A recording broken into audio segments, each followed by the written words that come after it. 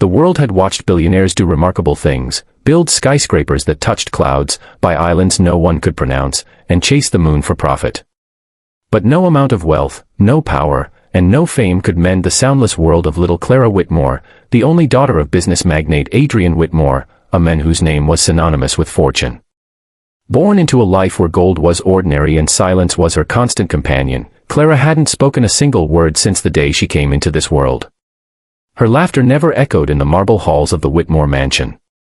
Her father had all the world could offer, except the one thing his daughter's heart could not give, her voice.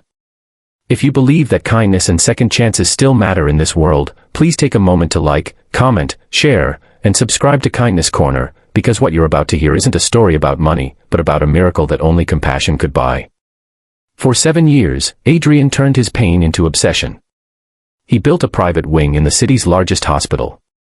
100 of the finest doctors, neurologists, psychologists, and speech therapists from every corner of the world were flown in. They studied Clara's silence through machines, tests, and theories that filled shelves thicker than any library. Each one left with sympathy in their eyes and defeat in their hearts. There's nothing wrong with her vocal cords, they said. It's psychological. Maybe she chooses not to speak. Those words cut deeper than any diagnosis. Because how could a father accept that his child chose silence when she was only a baby? Adrian's mansion became a temple of sorrow.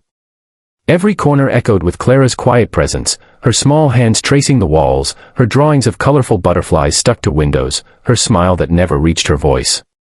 Every morning he'd sit by her bed, holding a book, reading stories aloud to a daughter who never replied. Once upon a time, he'd whisper, there was a princess who couldn't speak. And every night, he'd leave her room feeling smaller than the man the world thought he was. One cold morning, as the hospital prepared for yet another round of experimental therapy, the unthinkable happened. The hospital janitor had resigned unexpectedly, leaving behind a mess in the West Wing. The management, desperate for help, hired a replacement from the city's maintenance services, a quiet man named Eli Navarro, who wore a faded orange uniform and carried an old mop that had seen better days. He was assigned to the pediatric section, scrubbing floors, changing bins, and humming softly as he worked. He had no medical degrees, no titles, and no prestige. Yet there was something about him, a calmness that wrapped the air around him in gentleness. Eli noticed Clara the first day he entered her room. She sat by the window, her small figure glowing in the morning light, her sketchbook open, her eyes wandering through the clouds. He paused, quietly took off his cap, and smiled. She didn't look at him, but something in her posture shifted, as if she sensed a presence that wasn't there to diagnose her, but simply see her. He resumed his work silently, humming an old tune that had no name but carried warmth. When he left, he found a small drawing on his mop cart, a picture of a man holding a broom beside a smiling sun. Days turned into weeks, and Eli became part of the background. But Clara began to notice him, the way he always looked at things others ignored. A drooping plant, a flickering light, a fallen crayon, he fixed everything with quiet care. He never spoke much, but he listened deeply. And for a child who lived in a world where everyone spoke at her instead of to her, that was enough. One morning, Adrian entered Clara's room to find her smiling wider than he'd seen in years. Eli was crouched beside her bed, arranging colorful soap bubbles in a bucket. He gently dipped the mop handle, lifted it, and blew through the hole he'd carved in its stick, and suddenly, the room filled with shimmering bubbles dancing in the sunlight. Clara giggled, a soundless giggle, but her joy lit up the room. Adrian stood frozen at the door, torn between confusion and awe. From that day, Eli would visit Clara's room after finishing his shift. He'd draw with her, build small origami animals from the paper wrappers of cleaning supplies, and tell stories with gestures and expressions instead of words. He never asked why she couldn't speak. He never treated her as broken. He treated her as whole, and that made all the difference. One afternoon, Clara was drawing a picture of a bird in a cage. Eli watched quietly. When she finished, he picked up a small feather he had found earlier in the garden, placed it in her hand, and gently opened the paper cage she'd drawn.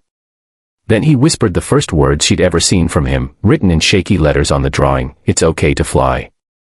Something shifted inside her. The next morning, Adrian received a call from the hospital nurse. Clara had been found awake before dawn, staring at the window, whispering something faintly. He ran faster than he ever had in his life. When he reached her room, he saw Eli sitting beside her bed, his eyes wide with tears, as Clara repeated the same word again and again, her voice trembling but real. Fly, fly. Adrian collapsed beside her, sobbing like a man who had just been reborn. For years, he had believed only science could save her. But it wasn't science, it was love, patience, and the unspoken power of being seen. Clara began therapy again, this time not surrounded by doctors in white coats, but by a man in an orange uniform who believed she already had everything she needed inside her. Months later, she was speaking in full sentences, her laughter echoing through hospital halls that had long forgotten joy. The doctors who once shook their heads in defeat now applauded in disbelief. Adrian personally invited Eli to his mansion, offering him anything, money, a house, a lifetime of comfort. But Eli simply smiled and said, "Sir, I'm just glad she found her voice. That's worth more than I'll ever earn." Adrian, for the first time, realized the depth of true wealth. It wasn't in numbers or net worth, it was in the quiet miracles born from kindness. He established a foundation in Eli's name, funding programs for children with speech and emotional disorders, all built on one philosophy: sometimes healing begins not in medicine, but in connection. If this story touched your heart, please don't forget to like, share, and subscribe to Kindness Corner, because every act of kindness, no matter how small, can change a life forever. Before we end, I'd love to know what you think. Comment below, what do you believe gave Clara her voice back, love, patience, or something divine? And as the sun set over the Whitmore estate that evening, Clara ran across the garden, her laughter ringing clear and pure for the first time.